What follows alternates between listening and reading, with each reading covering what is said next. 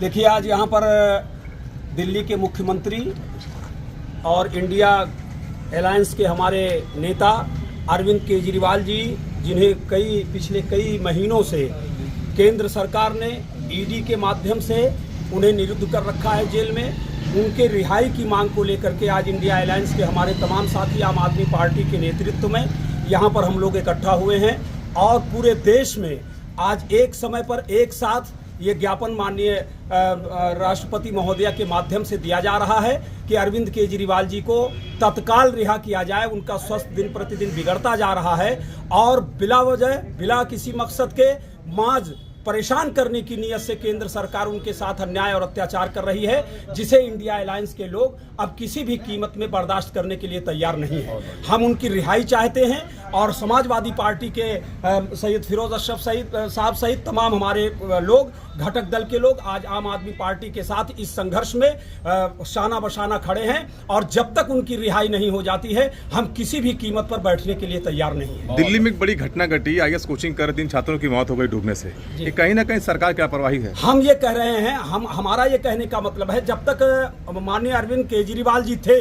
या वहाँ की शिक्षा व्यवस्था को सुधार करने के लिए हमारे वहाँ के शिक्षा मंत्री जिन्हें जेल में रखा गया है सिसोदिया जी को, आप ये देखें कि उनके रहते हुए वो रात दिन पूरे दिल्ली के अंदर घूम घूम करके इस तरह की समस्याओं का निराकरण करते थे, छात्रों को सुविधाएं उपलब्ध करते थे, जर्जर बिल्डिंगों को बनाने का काम कर रहे थे और हाईटेक स्कूल बनाने का काम कर रहे थे, हाईटेक कोचिंग सेंटर बनाने का काम कर रहे थे। यही चीज भारतीय जनता पार्टी चूंकि भ्रष्टाचार में लिप्त है, एक व्यक्ति अच्छा काम कर रहा था और उसको ये पसंद नहीं बीजेपी के लोगों को आया और उन्हें जेल में डाल दिया और आज उसका दुष्परिणाम है कि इस तरह की घटनाएं सामने आ रही हैं। बाकी पूरी तरह से केंद्र सरकार और वहां के एलजी इसमें शामिल हैं और वहां पर जो छात्रों की मृत्यु हुई है इसके लिए भारतीय जनता पार्टी और वहां के एलजी इसके लिए जिम्मेदार हैं। हम पूरी तरह से आपके सामने कहना चाहते हैं। देखिए, जैसा कि हम सब जानते हैं कि इस समय लोकतंत्र कहीं ना कहीं खतरे में है, संविधान को खतरे में लाया जा रहा है। संविधान के तहत आज लोकतंत्र की प्रक्रिया को फॉलो नहीं किया जा रहा है। इसका जीता जाता सबूत आप देख रहे होंगे कि दिल्ली की चुनी हुई जनता ने एक सरकार चुनी है जिसमें अरविंद केजरीवाल जी को मुख्यमंत्री बनाया गया है। उसमें आप देख रहे होंगे ईडी और सीबीआई लगातार अपने पदों का दुरुपयोग करते हुए उनको गिरफ्तार करके कई दिनों से जेल में रखी हुई है। कई बार माननीय उच्च न्यायालय, माननीय सुप्रीम कोर्ट ने ईडी और सीबीआई को कई बार एक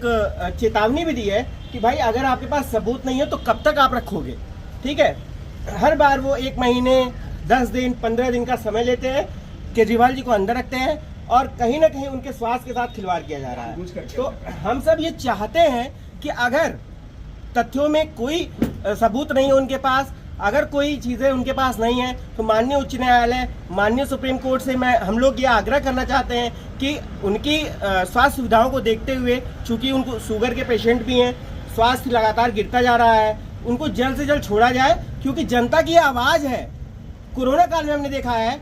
जब पूरे देश में कोई सरकार किसी के बारे में नहीं सोच रही थी, उस समय रेहड़ी रेली पटरी वालों को 5-5 हज़ार रुपए देने का काम केजरीवाल सरकार ने किया और उसी की वजह से जब सरकार नहीं सुन रही थी, जब केंद्र सरकार के कानों में जू नहीं रेंग रही थी, तो उन्होंने सोचा कि कम से कम हम गरीबों की किस तरीके से मदद करें। तो आज ये चीज़ें देखी नहीं जा रही हैं। बिजली, पानी, शिक्षा, स्वास्थ्य, मतलब हर वो सुविधाएं अरविंद केजरीवाल दे रहे हैं जो दिल्ली की जनता को मिलना चाहिए। आज पूरी देश की जनता की, देश की आवाज़ अरविंद केजरीवाल जी हैं। अगर उनको नहीं छोड़ा गया तो इंडिया घटक दल सभी लोग एक साथ मिलकर इससे भी कहीं ऊंची आवाज़ में इस संघर्ष को आगे बुलंद बनाए रखेंगे। जब तक नहीं छोड़ा जाएगा तब तक ये संघर्ष जारी रहेगा।